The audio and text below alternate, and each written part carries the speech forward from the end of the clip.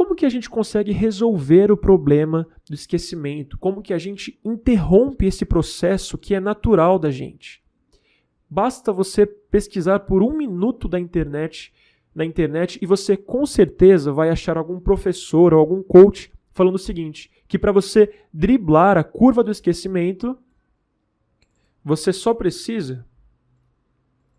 Muitos dizem que você só precisa revisar o que estudou. E a ideia, na verdade, é boa, porque a lógica é a seguinte. Deixa eu pegar uma caneta aqui.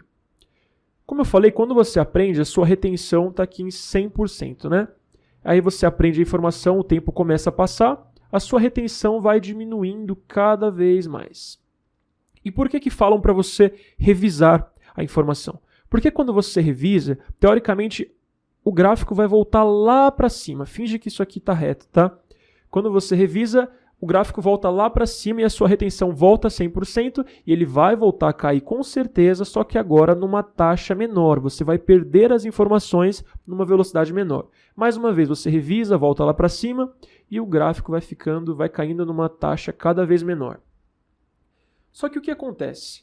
Você apenas revisando o material, como se você estivesse tendo sempre o primeiro contato com o material, é como se você, na nossa analogia das miçangas, fizesse a sua pulseira, não desse o nó e deixasse todas as bolinhas caírem. Aí você sai procurando, sai catando as bolinhas, refaz a sua miçanga e de novo você não presta atenção e deixa as bolinhas caírem e você vai repetindo esse processo. Então você não dá o nó nas miçangas apenas revisando. Mas se você quer realmente dar um nó que vai impedir as suas miçangas de cair, ou seja, o nó que vai impedir que você esqueça, que vai interromper o esquecimento, você vai precisar revisar sim. Essa parte está certa. Mas você precisa fazer com que suas revisões sejam ativas e não passivas. E é aqui que está o segredo. O que eu quero dizer com isso?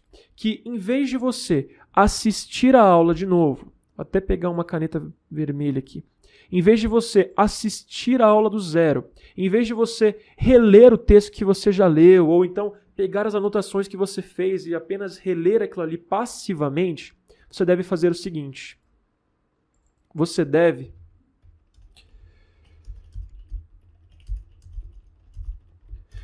recuperar as memórias que você criou no momento do estudo. Ou então, traduzindo, falando de outra maneira, você deve se lembrar do que você estudou sem consultar nenhum material. E é aqui que está o X da questão. Você não pode consultar, você deve se esforçar para lembrar do que você já estudou, em vez de você apenas criar uma nova atividade de exposição ao material.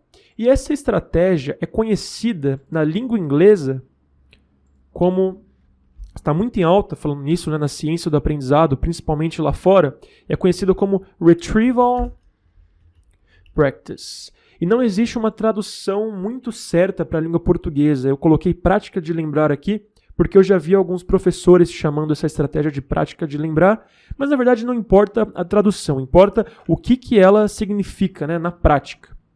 E o que é? O que é a estratégia do Retrieval Practice? É lembrar-se das ideias, dos conceitos e dos fatos que você estudou ativamente.